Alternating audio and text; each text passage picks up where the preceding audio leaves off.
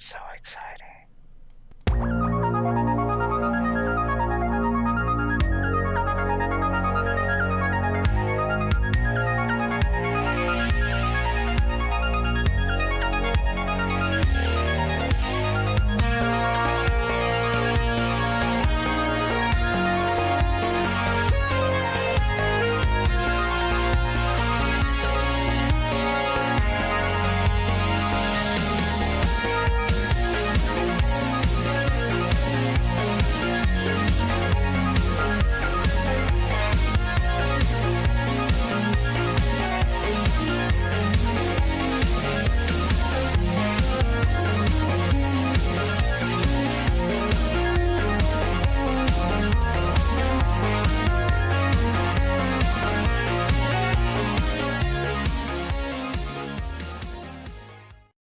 Hello, everyone, and welcome to another episode of Red Valkyrie Presents. I am Shae the Red, and off to the side, of course, is Alex. How are you, Alex? I'm doing awesome for our second show of the day. How are you doing, Shae?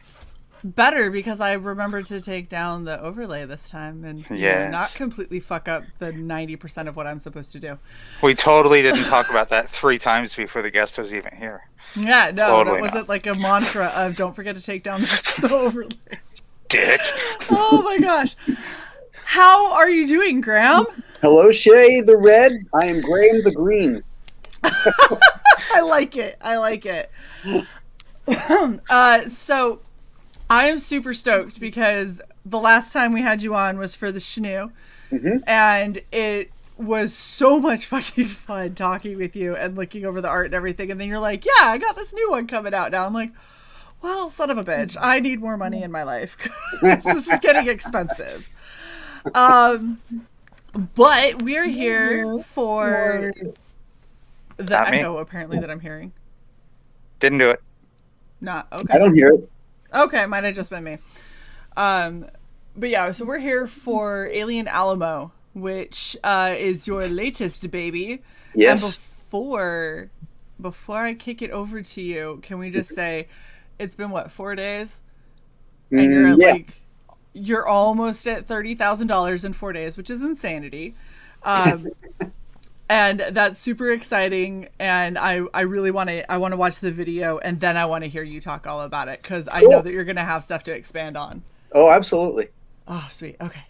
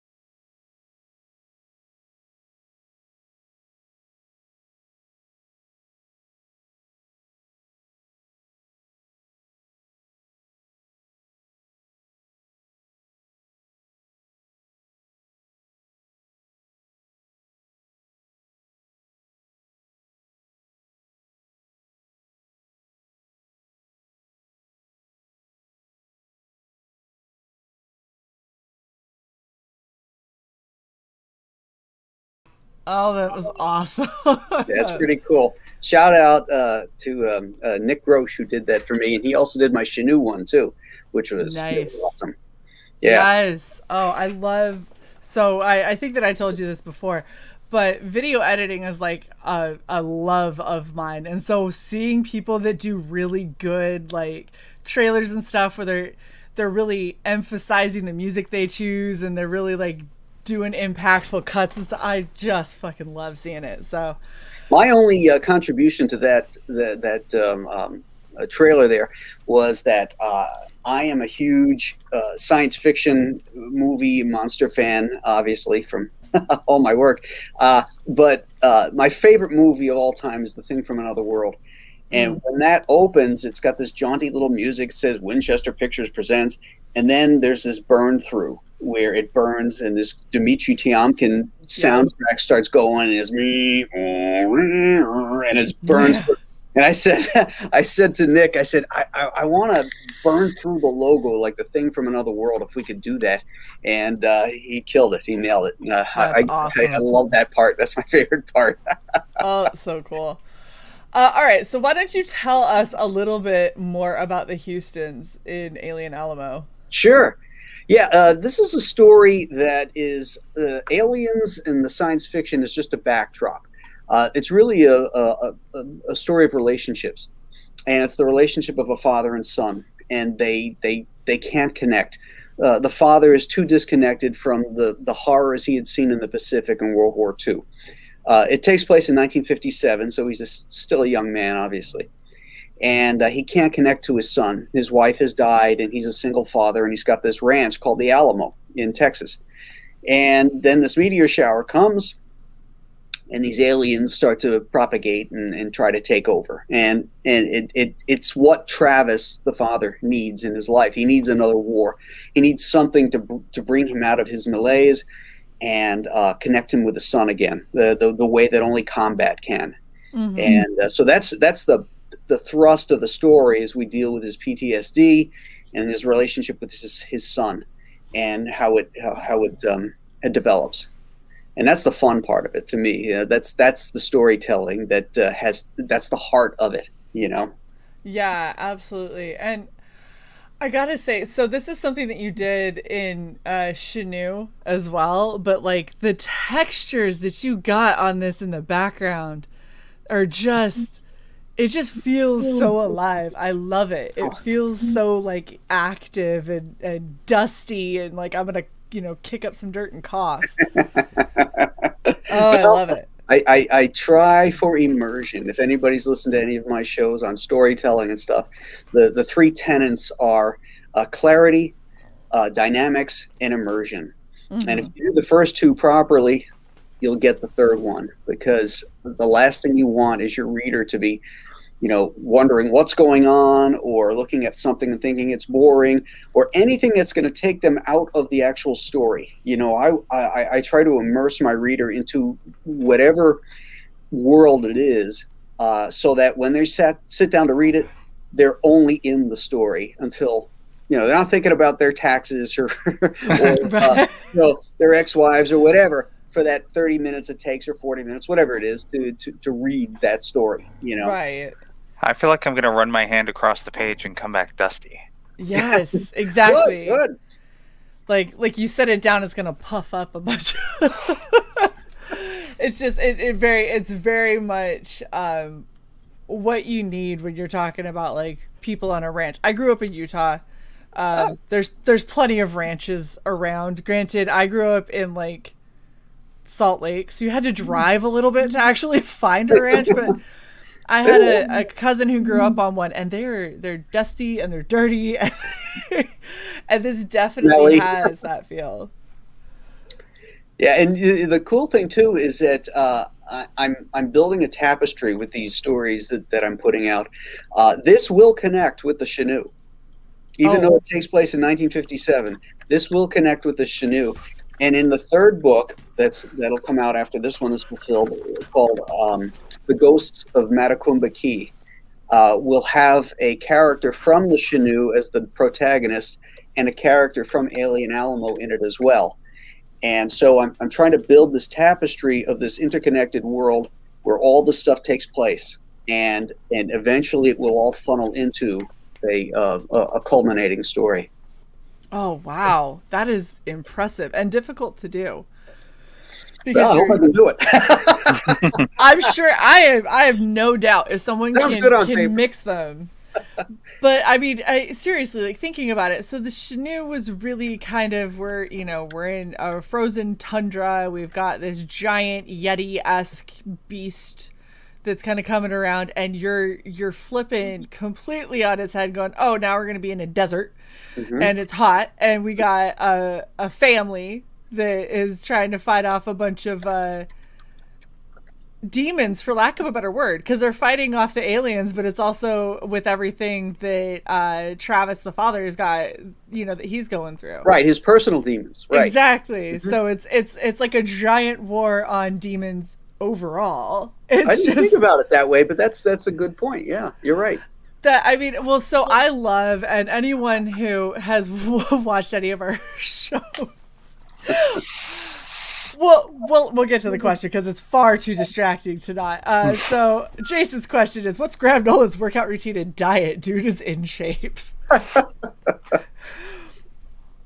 Just saying. Should I answer it? Go for it. Yeah. You got an answer for it? Well, if it's on the plate, I eat it. That's the diet. The workout is I lift like 3 times a week, but I do heavy compound lifts. So, I'm a heavy iron lifter type of thing. Gotcha. So that's typically my workout. So you're going for weight over rep. Correct. Got you. Yeah. Got you. Mm-hmm. Okay. The bodybuilding method. No, it's a strength training method. I guess that's true because bodybuilding, you have to sculpt.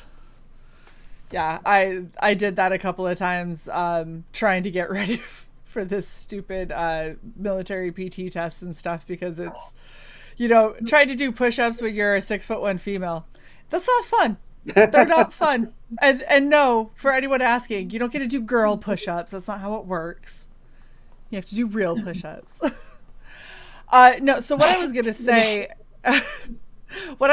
is anybody who's ever kind of paid attention to our show or watched whenever we're talking about kind of our personal projects that we're wanting to eventually bring out, one thing that I love is kind of going into human psyche and why people think and feel the way they do, like what makes people afraid, what makes somebody experience depression when somebody else maybe doesn't, and things like that. And so the fact that you're like, yeah, so this book, sure, there's aliens, yeah, they're on an Alamo, but really it's about the fact that he's going through a lot of shit that he has to work through to reconnect with his son. And I'm like, I didn't even know this about, like, because initially I was like, I don't know if this book is going to be quite up my alley. And you say that and I'm like, shit, how much money do I have in my bank account? It's like right back there. For me, every story that I work on has to have heart. I have to have somebody to root for one thing, and there has to be an emotional hook. It's easy enough to do. It's like the way I look at it is like the original Star Trek to me. I much prefer that over Star Wars. Star Wars is popcorn. Star Trek is a full meal because it makes you think. It has an emotional hook. It has characters you care about that have depth, and so that's what I try to do in my stories is have a focus, have an emotional hook, and really let the characters run. And that's what I've been trying to say too. I like it when there's emotion behind your writing, and a lot of people think that means that I like emotional writing, like I'm going to be emo in the corner cutting my wrists while I do it. That's like right. That's not what I mean. I love making somebody feel something. Mm-hmm. And so have you ever seen The Rifleman? The TV show? Okay, it's one of the greatest Western TV shows ever done, in my opinion. It's filmed like between 1959 and 1964, and it had Chuck Connors in it. And it basically was the story of a father and a son. He was a single father raising his son, and he was known as the Rifleman. He was as fast as any guy with a pistol with his Winchester rifle. And every episode, he ended up using it. He was this man of peace, but he ended up killing 120 people during the length of the series. But that's what made it great. But it was the show was only a half an hour, so really like 20 to 25 minutes of real story because of the commercials back in the day. Right. And it was so packed with there's no fluff, there's no filler, there's no nothing. It gets right to the heart of every story with all the emotional impact, and it does it in 20 minutes. And that's impressive. Love that series. And so The Rifleman for me was the place I started this thing with. It was like, how do I do a modern day rifleman? And how do I make that work and add some supernatural or science fiction aspect to it. So that was basically the foundation from which I started it. It was based on the Rifleman. Oh, that's exciting. So now I have a new Western series I got to go check out too, because I'm a sucker. Like I said, grew up in Utah, so my dad was all about either kung fu movies or westerns, and that's what I grew up with. Bonanza, the Virginia. Oh my Well, gosh, there's so many back then. Yeah. Have Gun Will Travel, that was a 1000%. great one. Mm-hmm. 1000% gonna look it up. Gosh, you guys are terrible. I appreciate that this book's by Stagecoach. Sam Elliott. Well, yeah, that guy is based on Sam Elliott, and Travis Houston, the father, is based on John Krasinski. There you go. I was thinking he looked rather familiar. That makes more sense. All right, so out of curiosity, you're saying that you want these all to kind of interconnect, right? And so Yeah. you have more books planned for the Shanu. That wasn't like a one and done, right? No, it is one and done. Okay. All of these are one and done. Oh. But they're all interconnected. Okay. And they all move forward from the last one. Oh, that is really interesting. So everything's going to have little callbacks to the previous issues, and it's a good way to get people to reread too. Well, the thing what I wanted to avoid is, I'm spending 8 to 9 months working on a project, and if I have to do another 8 to 9 months on a sequel to that project, what happens is you start to get burnt out on it because you're drawing the same characters in the same locations and all that kind of stuff, right? And you lose the mojo. And I thought that it might be better if I focus on one and done stories, self-contained stories, but then interweave them together. That way I keep my energy level high because each one's a new one. Right. Then I also get the excitement of reintroducing characters we've met before. Mm-hmm. And, I think it's going to be a better product, a more exciting product. And I don't know that it's ever been done like that before. And I think it's kind of an interesting and different way to approach a publishing plan. Absolutely. Well, and so personally speaking, and I finally have sat down for the first time in, gosh, probably a year, and like actually just sat down and started reading a couple of comics to try and clear my head and relax a little and, sure, get something out of all of these purchases that I've been making. Like I just filled 5 short boxes of comics. It would be nice to read some of them. And I sat down and I was reading them, and like both the books that I read were phenomenally written and really, really, really like a good hook, really interesting. The problem that I'm having now is both of them are continuing stories, and I'm like, man, how long am I gonna have to wait for the next one? Because I was so into it and I just dove in, and I was like, by the time I get to book 3 of, say, Ichabod Jones, I'm gonna have to go back and read 1 and 2 because I will have read how many books in the meantime, and it's gonna be wiped from my mind. So the fact that you're like, we're doing them so they're connected, but they also are standalone stories, means that I can read it and enjoy it, and I don't have to necessarily worry about all the details of who this guy is, specifically, or like, right, or something. You'll likely get the callbacks without having to know the universe down to the granular level before you go back and read the new one. Absolutely. In fact, I even mentioned, because I'm connected to all the stuff that I own. So there's even in the Shanu, there's mention of a series I did for IDW called Joe Frankenstein, which took place in Buffalo at the same time that the Shanu took place. And I had a scene where a character was in disbelief of the legend of the Shanu, and he says, "Yeah, I'll bet you believe that old chestnut about the kid and the monster living in the grain elevators." Well, that's clearly a shout out to Joe Frankenstein, awesome. To bring that into the universe as well. Right. Well, so it's a shared universe, not necessarily a not necessarily like a direct sequel or prequel. It's Correct. just all in that shared universe, so you can kind of pull those little references, and people are like, Right. They're little Easter eggs that people will say, oh, well, that's cool. I like the way you worked that in there, you know? Right. Like, and so I'm just like thinking off the top of my head what would most likely be like an example of that would be something along the lines of, do you remember that massacre that happened back in the, the 50s or whatever? Back in 57. Yeah, like, or do you remember when all of those people were found dead in that snowy mountain? And it's like, oh shit, I do remember that because I read that story. Right. you know? And so I love that. That's awesome. Yeah. Oh, that's exciting. Yeah, I'm real excited about it. I don't know exactly where it's going just yet. But I know I've got I've got 4 books planned out. This is the second one. I have 4 planned out, and then the 5th one will probably tie it all together, but maybe not. It depends. It depends on where I go. Right now, I'm keeping it all in flux, and I'm moving everything in a funnel. When it comes to the end of that funnel, well, we'll see. But I'm moving everything towards a central point right now. So that's exciting for me. That's a lot of fun developing this and keeping things open so that right now I can throw all kinds of shit at the wall and see what sticks. Yeah.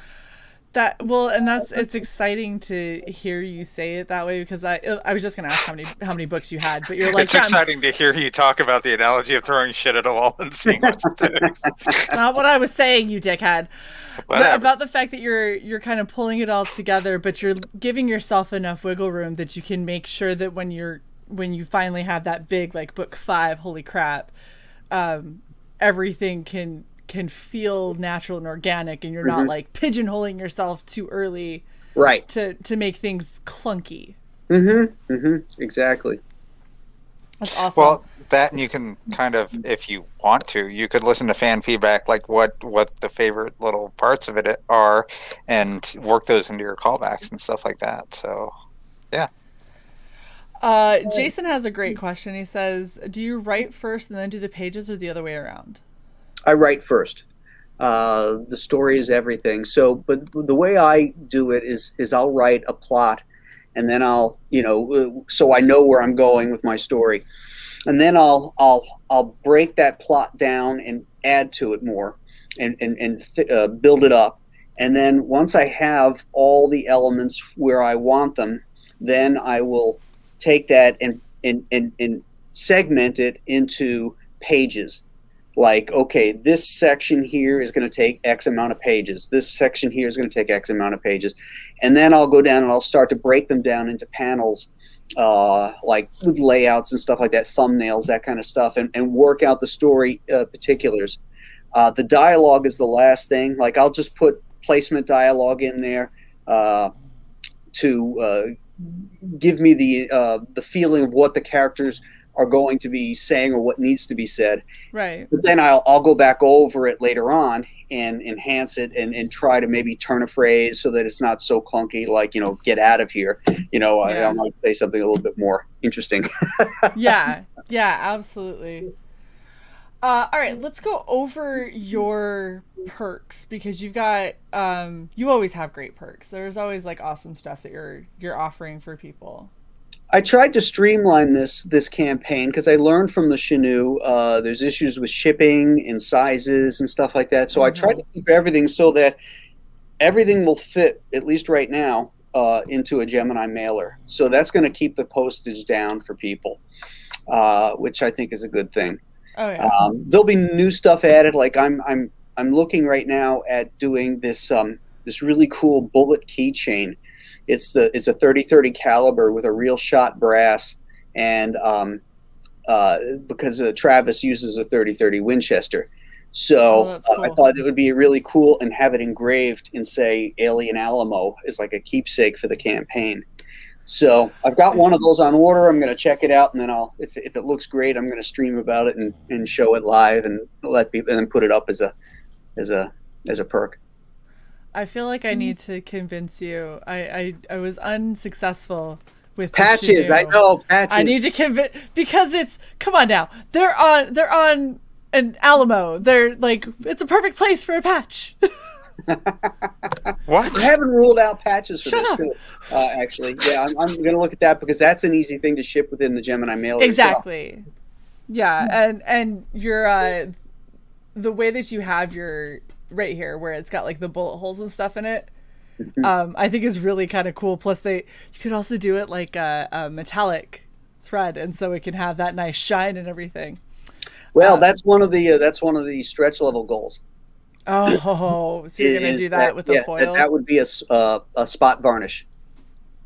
Ooh, Just like like the Chaneuse was. I like it. Yeah. See, what I want to, what I'm also going to do, and this isn't a stretch goal or anything. This is just something I'm going to eat the expense on, because almost everybody uses a 60-pound coated stock. And what I hate about modern comics is that coated stock, because when you're trying to read it, if you're reading it outside and the sun is on it, or you're near a lamp, you've got all this reflection on it, and sometimes you got to turn the book to avoid that reflection. Yeah. And when I used to read newsprint comics, obviously you never had that. Right. But we've got much better paper now. So there's a type of paper called satin finish. Yes. And I'm going to use that. I'm going to pay the extra money and use that so that the interior won't be reflective. And we hit those stretch goals, which I want to do. It's going to be perfect bound, just like the Chaneuse. It's going to have that nice matte finish on it, which makes that cover so luxurious feeling. And then the spot varnish, which will really make it look awesome. Yeah, I definitely agree. And I love that kind of like the satintine, like it's almost like a little velvet kind of texture that it has to it. Yeah. But it is better than matte, because matte can tend to make things gray. Matte soaks up the ink too. Yeah. And then it's not as harsh as far as like trying to read how bad it can get on your eyes when it's super gloss, and so you're like in that nice sweet spot in between. Mm-hmm. That's what I do anytime I'm doing prints, like art prints. That's what I print them up on, because that always looks the best behind glass, or not, or whatever. Yeah. Now, matte finish works great on the cover.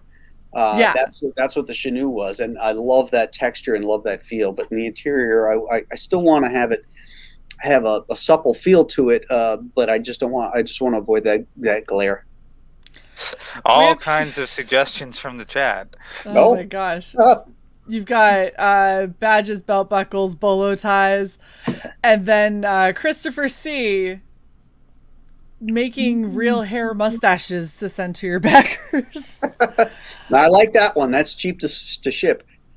Oh, that one's not bad too. Alien bug practice target posters for the firing range. Ooh, that's actually a clever one. Yeah, I like that. I'm gonna write that one down, dude. You should. I think that'd be really cool. Especially, could you imagine having that? You show up to the firing range and you're like, no, I want to use this one. You like put it out and then fire a couple holes in it and then bring it back and put it up on your wall. Yeah, you could do it as a pad, just like when you buy targets. It's pad and you tear it off, put it on the thing, and roll it down to the shooting range. That'd be right. So Either cool. that, or you could give it to them digitally, and then they could just print out a new one each time. Well, that's true too. There are options with that. That damn Ogre, that's a good one. This is why we love Silver. Our chat's amazing. They come up with such interesting things. Yeah. If I steal your ideas, there's no royalties. I'm just telling you now.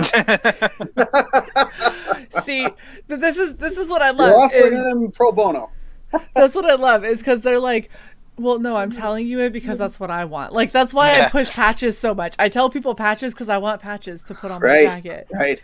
And I'm like, but this as a patch would be fucking cool. So go make it a patch so I can put it on my jacket. Okay.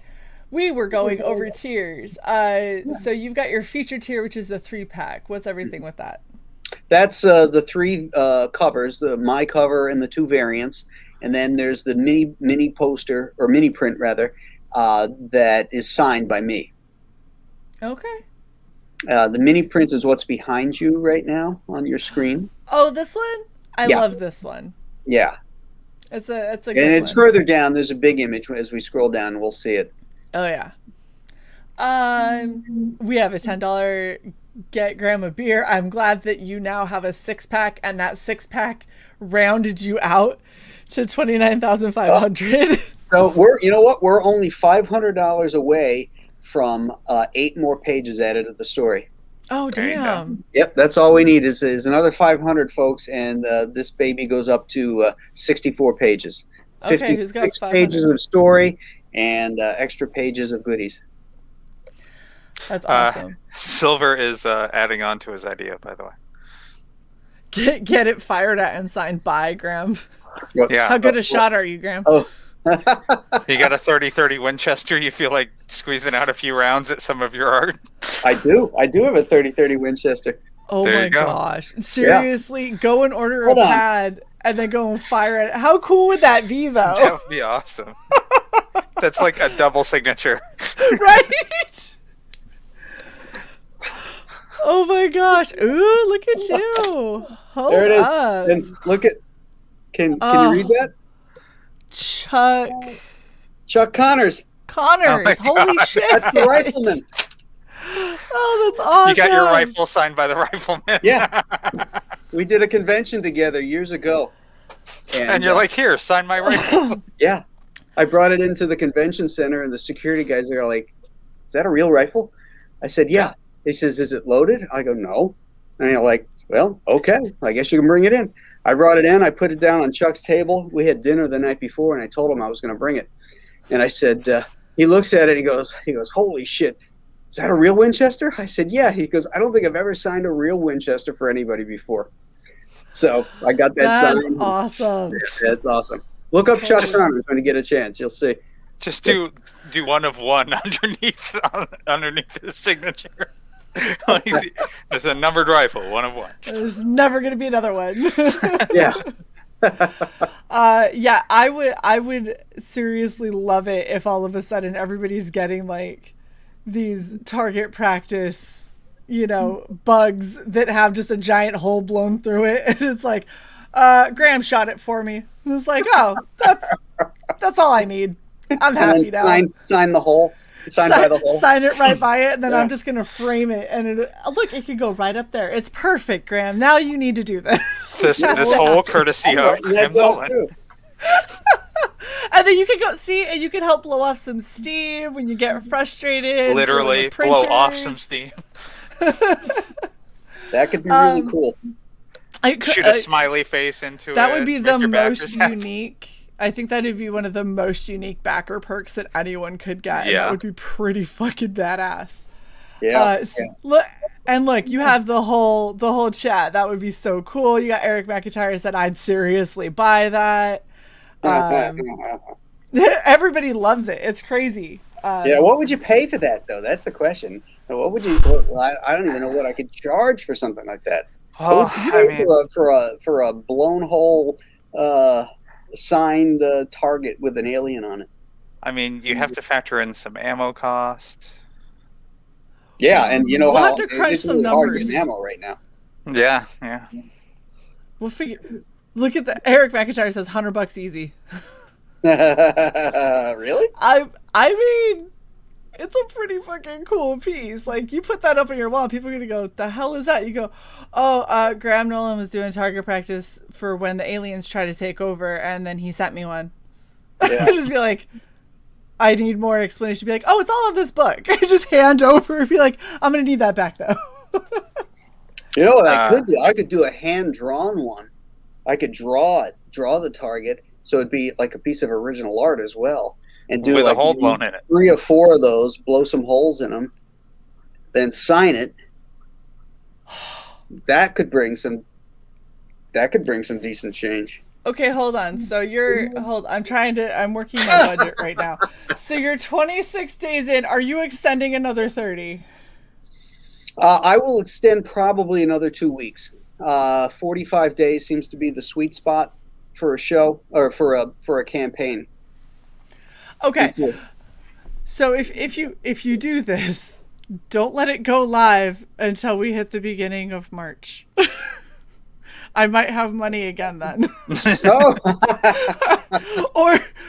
or we'll work out a deal. I don't know. I'll pay you a little extra. You just keep one to the side for me.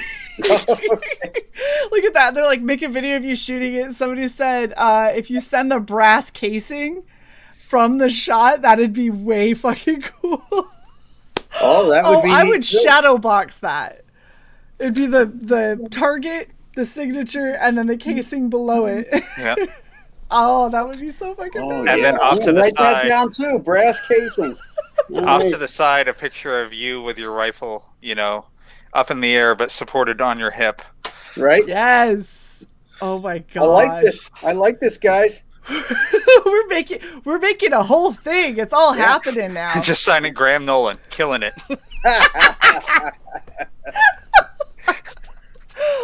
Aliens Okay. day by day.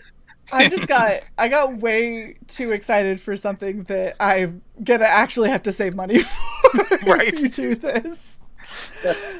Talk to us off air and give us kind of a range here for how much we need to save up. Look at that. This is crazy. I would drop EBS level money for a hand drawn with casing.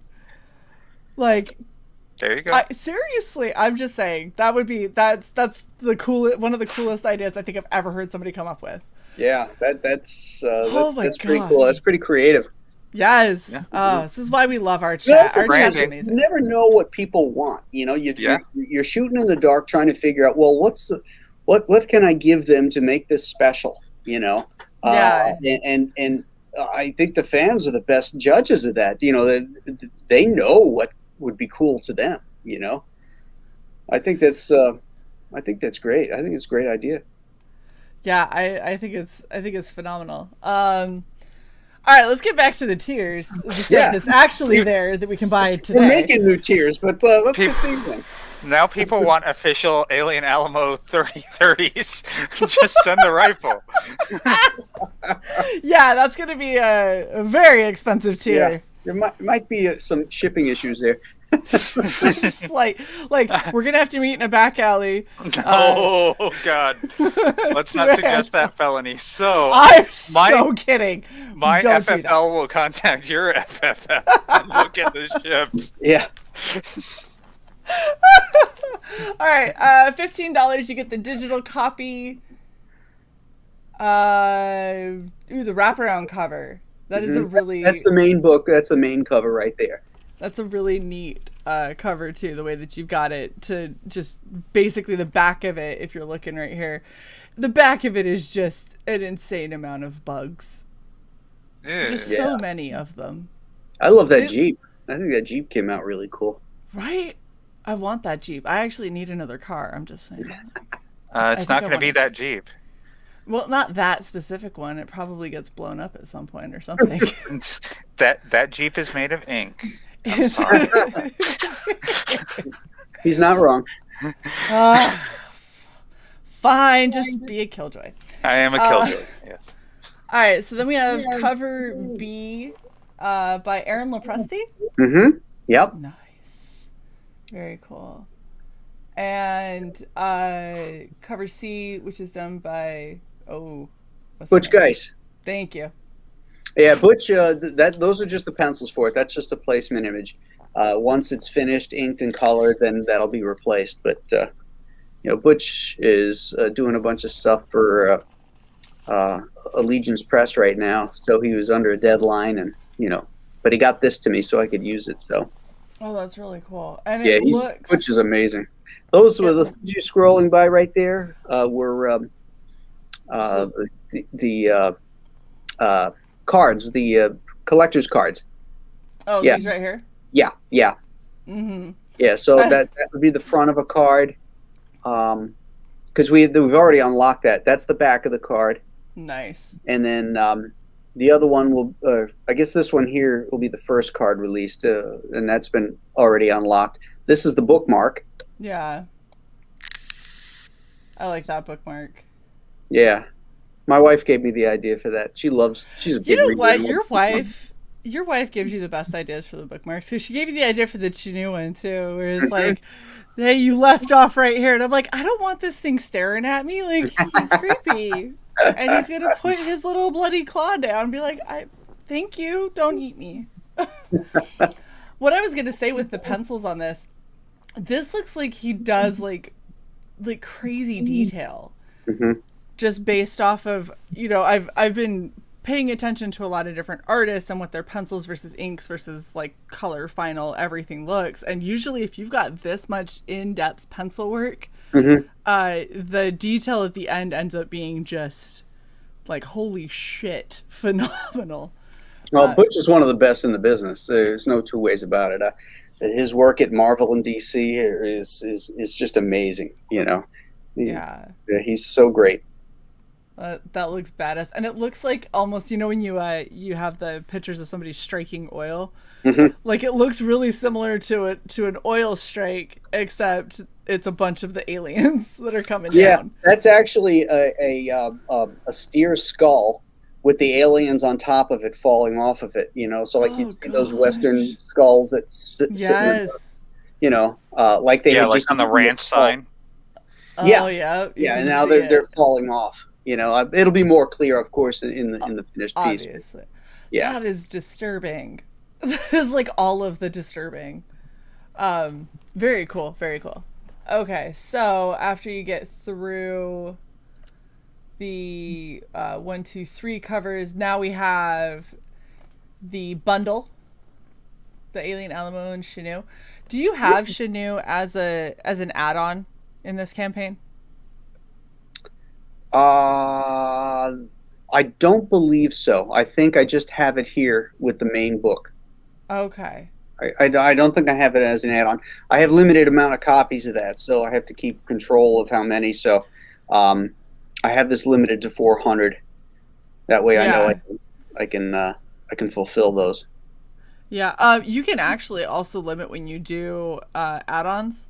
You can still put a limiter on it. The only reason I had asked is because if you had somebody who was going to grab one of these other covers, so the only way for you to get the Shae is going to be in this bundle. Well, you can also get it on the Compass Comics website. Okay. You can get it individually there. Yeah. Okay. Cool. Yeah. So you can either bundle it and help the campaign, or exactly, if you get a different cover and you still want the Shae, you can go and get it over at Compass Comics. Correct. Yeah. Very cool. Very cool. And all of these are coming with your Compass Comics logo sticker as well, right? Right. Nice. Right. All right, and then you have Alien Alamo and Monster Island. That's the first Compass Comics book I published back in 1998. That's the original Monster Island. I found a couple cases of them in my basement, unopened. Wow, and, really? And they're very rare, hard to find. And I thought, wow, this would be a cool way to introduce them, you know, and people could get them if they wanted them. And those are signed also. I just found the tier I'm backing. Robert Romano says, so if you cook the alien crabs, say, in tomato sauce, do they taste good or would you get sick? I would boil them and dip them in butter. Oh, see, there you go. You know, like they look like crabs, so I figure they taste like crabs. You hope. Yeah. I'm just saying, I'm pretty sure, I'm going to scroll here for just a second and say, I don't think that crabs bleed green. And that looks a lot like, what is it? The fluid from your car. Oh, the radiator. Radiator fluid. Yes. Tell me that looks a lot like radiator fluid. It does. I would be a little wary eating that if I were, Doesn't antifreeze make you go blind then kill you?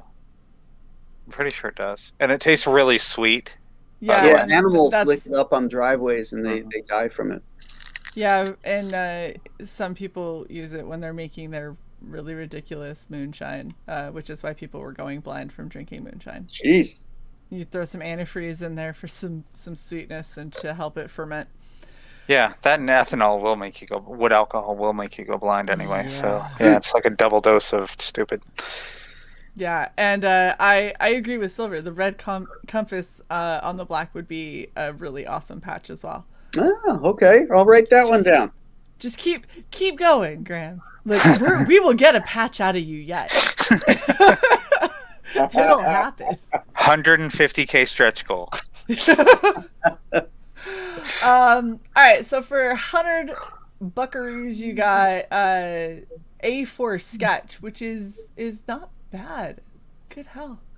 That's a remark. Just like in the Shanu, I'll have a dedicated spot on the inside front cover here to do a remark. Oh, very cool. That's awesome. So I like that because it'll be something that, right now the problem I'm having is I have so many awesome goodies, but I don't have anywhere to put them currently. Mm-hmm. And so I'm trying to not lose them or damage them, like, while I figure out what I'm going to do with them. And having something that's drawn into the book like that, you're like, well, I have it and I have the awesomeness, but it's in the book. And as long as the book is safe, everything else is safe. Right, exactly. That's awesome. Okay. We also have the retail level, which is 5 copies of the wraparound cover. Mm-hmm. So if you have a local comic book shop, that would be a good thing to turn them on to for sure. Exactly. I don't think that crowdfunding and the local comic shop stuff has to be mutually exclusive. I think that they offer something. It's a place for fans to gather and talk about their love and all that kind of stuff. And I want to support the retailers as well because they're going through some hard times. So, and our good friend of the channel, Death Metal Hero, Luke, comes in, who works in a local comic shop. Yeah. So right on time. Oh, good. Hey, Luke, go and tell your boss. Yeah, $112. That's it. That's cheap. That's nothing. Yeah. Well, they're all signed too, so you're getting value. You're getting on this one. You're getting 10% off. You get the signed piece, so it'll have some value. You can make a profit on the book. Nice. That is awesome. See, and I like that you're wanting to consider that as well. You want to make sure that it's going to be beneficial for the local comic book shop, not just like, okay, this is cool, like we could sell it or we could not. And you're like, oh no, but we signed it, we priced it lower so you can sell it at a price where you could actually make a profit on it. Yeah, and the level 2 and level 3 are the same as level 1. It's just that they're the alternate cover. Right. But level 4 is 10 books, and that's a 20% discount. And then all of those are signed as well. So that actually can make you a decent profit there. Very cool. Very cool. And in between there, we had the original head sketches. Mm-hmm. Those were really popular. I did like 50 of those in the last campaign, and I figured I'd throw that back up again. That's awesome. And it's your choice of character. Mm-hmm. That's awesome. That is really glad cool. you limited those to 50. Yeah. Yeah. I had 3 levels sell out in the last one. So I figured I better put a limit on it. Yeah, gotta save that shooting hand. That's right. I want my targets to look like I got them, Yeah, right. How much ammo do you go through to get one shot on the target? I'm shaking. Oh, that's awesome. Eric McIntyre is saying that he got a head sketched here. Awesome. Got Bane for the Shanu. He was talking about the tier that I was eyeing. He was like, that's the one I got. I'm like, yeah, it seems like a really badass tier to get. All right, so then you also have original art. So, from Spider-Woman number 9. Mm-hmm. Yeah, that's the cover. Damn. That is really cool. It's got Spidey on it. It's got Spider-Woman. That is awesome. And you're still obviously getting the book, the sticker, and on top of it, you're getting the original art, which is badass. Get all the stretch goal goodies that get unlocked. Yeah. Toxic masculinity at its finest. Cover art to Airboy series. I haven't heard of that series, actually. Yeah, that one was crowdfunded. Chuck wrote the original Airboy series for Eclipse Comics back in the 80s. And in fact, that's where Chuck and I met. Talking about Chuck Dixon, of course. That's where we met. And they started publishing some news stories that Chuck was writing, and they asked me to do a cover for it. And this was the one. This is the one I did. It's kind of a Mexican standoff cover. Very cool. Yeah, that sounds interesting. And... Yeah, Airboy was actually a character from the Golden Age, and he fell into public domain, I think, and then Chuck kind of recreated him for a modern audience in the 80s, and he wrote some really great stories. Very cool. Very cool. And then you have your Alien Alamo original art. So this page right here, the original inks for, correct? Yes. Yep. Nice. It's on cover stock. It's 11 by 17. That's badass. And that one you're also getting the mini print. Yeah. So you get the colored mini print by Greg Wright. That's super cool. And then the Become a Character. And Become a Character that you did with the Shanu artwork. Yeah, that gentleman right there and his son both got the two slots available for the victim. It was called a victim level in that one, and I promised them, for $2,000 they would appear on like three pages, and their names, their images, and they would have a glorious death. And this is the death this guy got. He got his head decapitated. Yeah. I remember this in Alien Alamo, you don't have to die if you don't want to. If you want to be a survivor, you can be a survivor. But if you I was just about to ask. Yeah, you could be if you want a good death by aliens, I can give you that too. Oof. Goodness.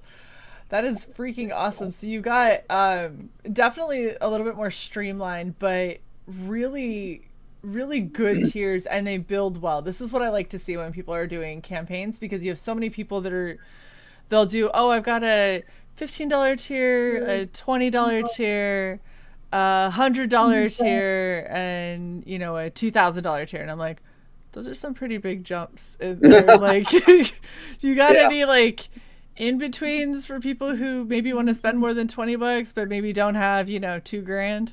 Right. Throwing it out there. And you already have some stretch goals posted as well down bottom. Oh yeah, we went over a few of those, but we'll cover them again to be sure. I think it's further up. It is further up. Yeah. It is before the artwork. Mm-hmm. Before the artwork. There's the cards. Yeah. So we've already got the trading card unlocked, bookmark unlocked, full color interior art is unlocked. We are very close to 8 more pages of story content. Yep, we're $500 away. That is not bad. And then, of course, we've got upgrading to the covers to matte finish cardstock. The next one would be the spot varnish, which I feel like it would be a crime to not have that, because this little logo right here is just so perfect to have just that tiny bit of sheen with everything else matte. Yeah, and I want these books to all look the same. I want them to have the same, so that that they all go together. So that they're right, same, like the Shae, Alien Alamo. Yes, I gotcha. Yeah, so when it's sitting on the shelf, you can tell that those are these Compass Comics books, and they all have that same level of quality. Oh, so I think we're going to hit that. I have no doubt. Shae hit 90. We close out at 90 on that one, and hopefully. This one's going to be a little bit more expensive to produce because we've already unlocked the full color part. But I have no doubt that we'll get there. Nice. Eric McIntyre says, "Can I be an alien? Just one of the roaches with my head on it." Oh, that would be freaky. Some kind of weird hybrid. Imagine trying to explain that, and you're like, "Look, it was the for $2,000, Eric, we can make that happen." How about if the aliens decapitate him, and then one of them is just wearing his head around? That's exactly what I was thinking. That would be exactly hilarious. What I was thinking. Oh my gosh. Like a little helmet. Yeah. That's exactly look at my prize. That is terrible. Then Eric's head could be walking around through the story. A little crab leg sticking out the neck. You see it way in the beginning is one of the first ones that dies, and at the end, you see it's like the last one to get shot, but you shoot Eric's head off of it, and then you're like, damn it, that wasn't it. You have to shoot the thing. Right. He peeks up over a horizon and Travis says, bam! Periscope severed head. Awesome. Yeah, and then the head just rolls down a hill. Oh. There's way too many good ideas that have come from having you on our channel tonight. All right, so at 60K, we're getting an Alien Alamo sticker for everyone. At 70K, all of the version A covers are going to be signed by yourself. Mm-hmm. And then more to come. Yes. Like, maybe we could do the patches and the... Patches, targets. Targets with casings. Brass casings. Things can happen. Yes. There was up a to you question guys over buried. there in the comment section and make this happen. Right? That's how this works. Frog G had to hop off to work, but before he left, he wanted to leave us with a new question so we don't ask about trees or dinosaurs again. And he says, what is the best pizza topping and why is it pepperoni? I don't know why it is pepperoni, but it just is. Graham's just like, just that is. was my choice. Yeah, Play to your audience. But you know what? It's got to be old world style. Those are the kind that get black on the edges and curl up. Yes. On the grease Yes. cup. Those are the real ones. That 1,000%. I hate when you go and you get a nice pepperoni piece and you're expecting that, and then it's just flat and kind of meh, little greasy. Yeah, it's like not even real. Now, I Borrow Ideas says, is Monster Island in the same universe? Yes, it is. Good hell, are you just literally everything Compass Comics is going to be in the same universe? Yep. Holy shit, dude. Yep. That is yep. so Monster damn. Island is in the same universe. They will get a shout out in one of the books at some point. That is crazy. You got 250 of them, but I don't trust that it's not going to disappear before I get it. So What's that? I'm just doing a thing. Oh, Shae, What? you blowing your budget. I know, it's fine. Oh my god. what's the point of having a budget if you don't blow it? Yeah. Okay, no, you don't. On Friday, she's like, I'm all proud of myself. I made a budget. I did a thing. What day is it? 1 day later. You know what? I'm on a diet. I'm losing weight. Yeah, I'll have cheesecake. It's fine. Oh. It's fine. I did Our that chat too. are a bunch of enablers. You know, super chats do help. Just saying. Yeah. If you super chat, then it makes it a little less depressing when I realize how much money I'm spending. Especially since we're 1 day before the YouTube cutoff. So any of you who know how YouTube works will get paid in mid to late February for what happens now instead of having to wait 7 weeks. Precisely. Do it. You have so many backers already. You have 469 backers. Oh, wow. Which is That's crazy. good. Yeah, you have a lot. There's a lot of backers. That's awesome. Where are we at now? Let's do a refresh. Oh, okay. I know. I'm trying to. 29,500. Is that what you got? It won't tick over. We got to give it a couple minutes. Things are gonna happen. Yeah. Maybe. I know that they will because I just did it, so it's gonna have to. Ready, go. Oh, you suck. I hate how long Indiegogo takes to process shit. It does Thank take you. a while sometimes, and you're like, what? The funny thing is sometimes it'll tick up the backer number but not the amount, or it'll tick up the amount but not the backer number. And so you're like, it did the backer number, but it didn't tick up the amount. There it goes. 29,585. Perfect. Eric McIntyre, thank you for the $5. He says, do it, Shae. We got Silver. Thank you for the $5. It says you lasted 24 hours than your last budget. True. Longer than your last budget. That's $5 back now. That's awesome.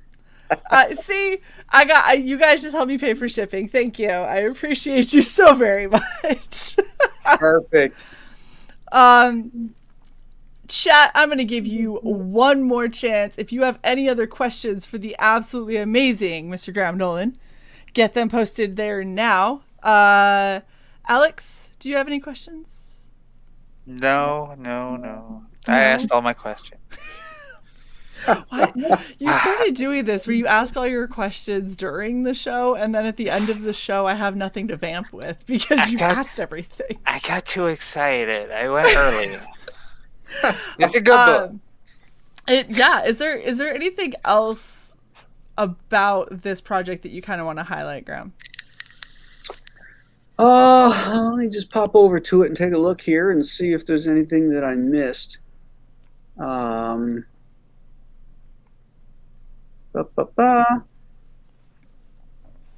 $100,000 tier for the Alien Alamo gold bar. A piece of the real meteorite. Yeah. I just want to, I guess, maybe just reiterate that this is a story that has some substance to it, and that it's not just a shoot 'em up Alamo or shoot 'em up Alien, like the Aliens movie or something like that. This is really a story of a relationship, and so it's going to focus on that and how Travis is dealing with his son and how he deals with his neighbors in outlying ranches. Somebody asked, well, are these aliens all over the planet or anything like that? And the answer is no. It takes place. These aliens conquer other worlds. They land with these meteors onto these planets, and then they overrun them. And so they just happen to land in this barren area of Texas, and so it's a personal fight. It's not a worldwide fight. It's a personal fight because it's an allegory for the real Alamo, where Colonel Travis and Davy Crockett and all the heroes of the Alamo were outnumbered by Santa Anna and his troops, and so the aliens are an allegory for the Mexican troops, and they're going to overrun these guys, and like their namesakes, they have to defend their territory. And that, again, that's a heady subject right there, but that's the backdrop. That's the backdrop to the real story, the emotional hook of the story, which is what I'm really, really excited and proud about. So I'm definitely excited for that now too. I hope Travis has lots of ammo. That's all I'm gonna say. Right. Well, he's a former Marine, so and he's a Texan, so I'm pretty sure. Former Marine Texan with PTSD. He's stocked. Right. He's good. Yeah. All he's got to do is dig a couple feet. And Ted asks, "What about doing blockheads of the aliens?" What's a blockhead? Oh, okay. So blockheads are little paper, basically like paper dolls that print out flat, and then you cut them out and fold on certain lines to make little three-dimensional geometric-y things. Yeah, it's really blocky, obviously, because the name. You usually do it on like a cardstock or something like that. And if you've ever seen Minecraft, it ends up looking like a Minecraft character. It does, although I would be interested to see, because Blockheads is it's an actual company, so you can go to them and say, this is what I want to design, and they'll design it out for you. Oh, okay. Yeah, so I'm really interested to see how they would do that, actually. Yeah, it's sort of a complicated design. Some people do 3D printings of them, or they'll sculpt them in wood and stuff like that, and they go all out. Yeah, if you've ever seen Phil Diaz, he did it for Magic Cop, and he did one where he made Magic Cop about it was about a foot tall or so. So he did like a giant one, and he put it up on his shelf, and it was actually kind of a cool thing. And then he sent out smaller ones that together are about that big. But yeah, it would be an interesting thing to look into. I don't know how much it would cost, but I think it would be interesting. It ships flat, so it's another thing you could add in pretty easily. And it's light, obviously. It's very light. It's just another piece of cardstock. Yeah, okay. Wolverine says, is there any sort of planned payoff or repercussions for all of your books being in the same universe beyond Easter egg references? Yes, I'd mentioned earlier that the stories interconnect, and they get more interconnected as we go on, because it's going to funnel into a a culmination story. So Okay. yeah. So it's all building. Wow, here's a really deep question. Are the aliens gonna play the Marshall song "Deguyo"? Throat Oh, cutting.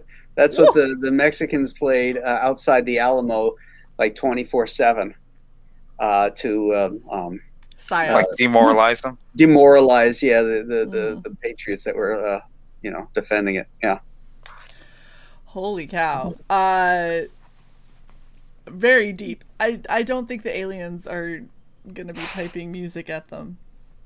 Well, I mean, the question had to do with making like throat sounds. I'm not sure crabs really breathe that way, but yeah, maybe they'll stomp. Yeah. They're sort of crabs, but they're actually based more on stink bugs. I don't know if you guys where you guys live, but that's They're another disgusting. gift from China is these stink bugs Yeah. that got brought over here. And around September, just before fall, they overwhelm Yeah. us here in Western New York. I mean, they're all over the place, and then they get inside the house and they try to hibernate. Yeah. And so I think subconsciously I model them after the stink bugs because I feel like every September it's an Alien Alamo. Well, so here's another funny thing. I don't know if you knew this, but there's so many different kinds of stink bugs because the stink bugs that exist here in Maryland are absolutely nothing like the stink bugs from Utah. So like here Oh, in really? Maryland, no, it's so weird because I had to have somebody tell me what these things were. I was like, "What the crap are these that are everywhere?" And they went, "They're stink bugs." And I was like, "No, they're not. That's not what stink bugs look like." They go, "No, they are." Because here they're flat. They've got like kind of that little, almost like a shield, like kite shield looking base. They're Yeah, they're brown. gray brown. Yeah. Yeah, yeah. Okay, so in Utah, our stink bugs, they are fat and bulbous. They are jet black. They're usually about that big. And when they walk around and decide that they're going to spray, they put their heads down, put their butts straight up in the air, and you will see a spray. That is Oh, how wow. much they will put out on you. I've Wow. gotten hit with one. They're disgusting. It's not as bad as a skunk, but it's getting close. Wow. And we used to run over them with our bikes before we realized that made it worse. Because you'd break their stink sacks, so it would just be horrible. But they don't can't look get off. anything alike. They're so drastically different. They just look like Interesting. really fat beetles here in Yeah, Utah. yeah. Huh. That's Crazy. crazy. I knew we wouldn't get away without it. So Jason wants to know if you could be any dinosaur, what would you be and why? Triceratops. That's easy. Okay. Why Yeah. Triceratops? Because he was kind of the quiet badass. That was my favorite dinosaur as a kid because he the T-Rex was the bad guy. The Triceratops was always the good guy. He was fighting off, and he was the one guy that could really take on the T-Rex because he had that big old horn shield, and then he had the long horns, and so yeah, definitely Triceratops. That's awesome. That's the best answer I think we've ever had. Pedro, that terrifies me. Why do some of them burn that's you? gross. Oh gosh.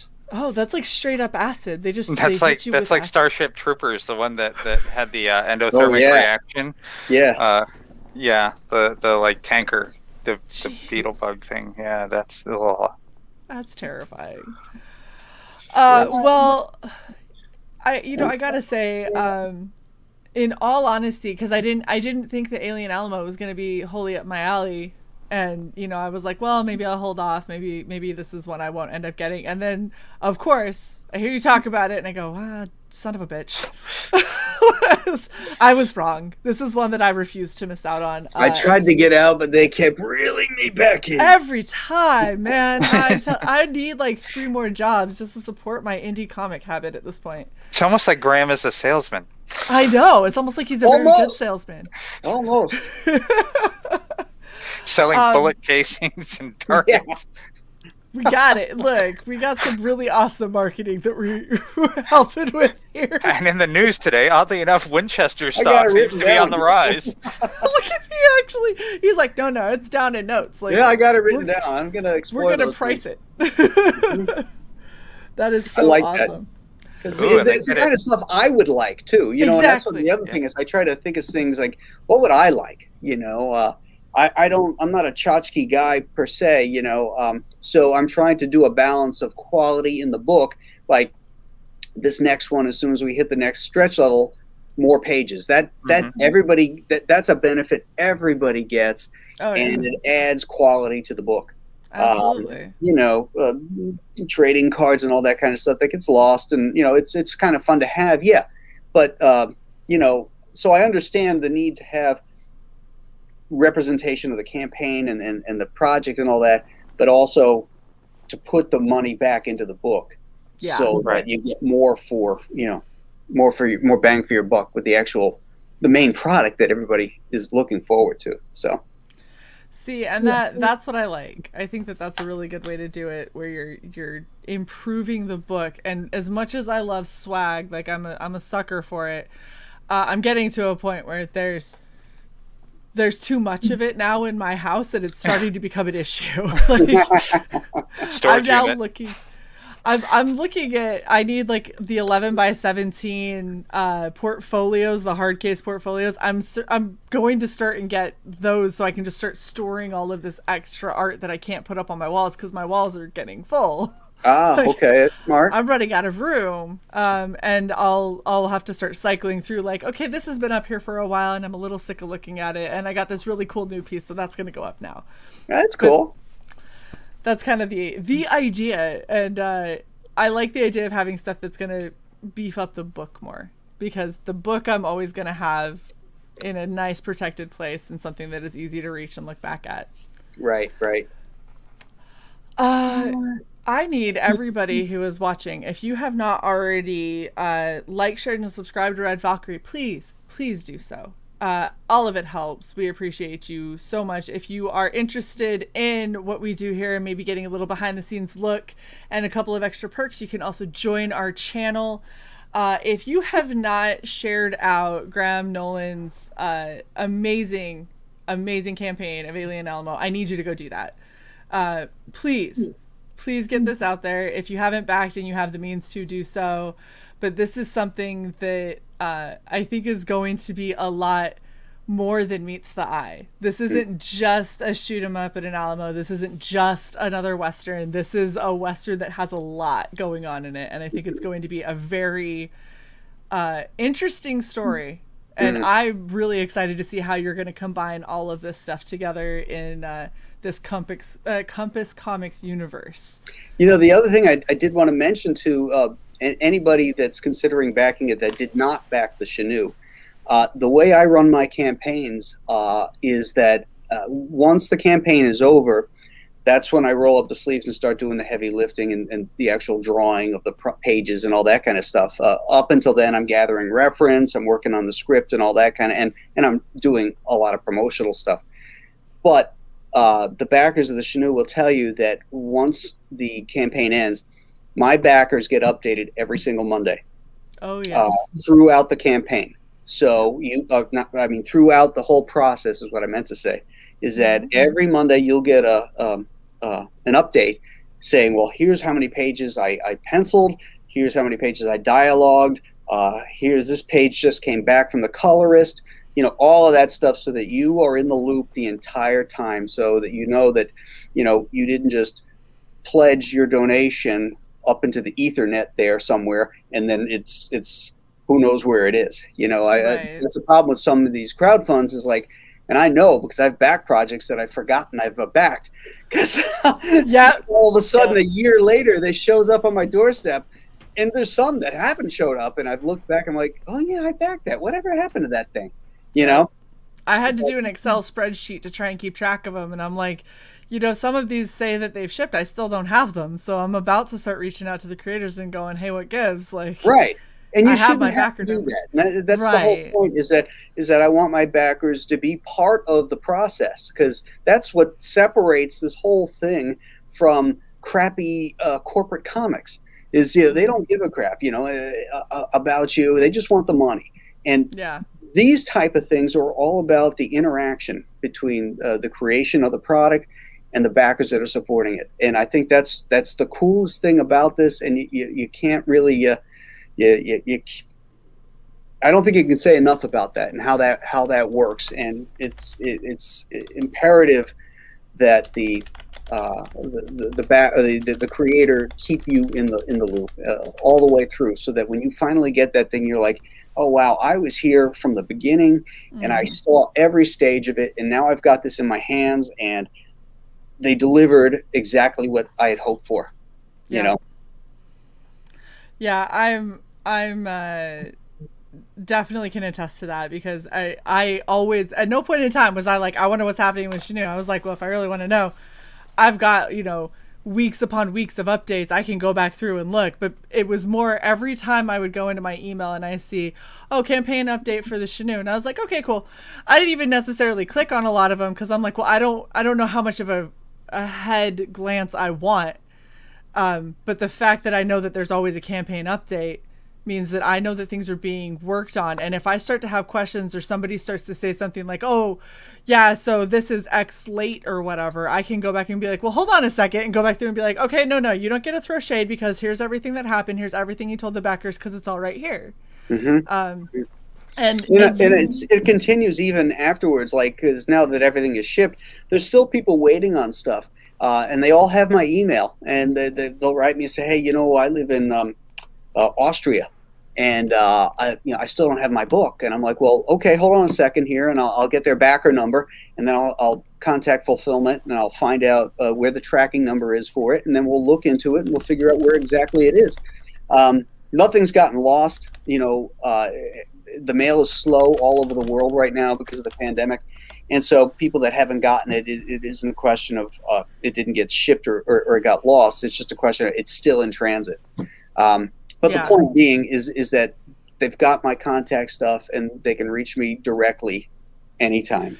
And you are one of the most responsive people that I think that I've ever dealt with when it comes to these kinds of things. All the way down to, this is one of my biggest gripes, is I'll be talking to CY about this, and I'll go, I've got people lined up for the show, and they will check their DMs 10 to 15 minutes before we're supposed to go live. So I don't even know if they're tracking that we still have a show today, because they haven't checked or anything.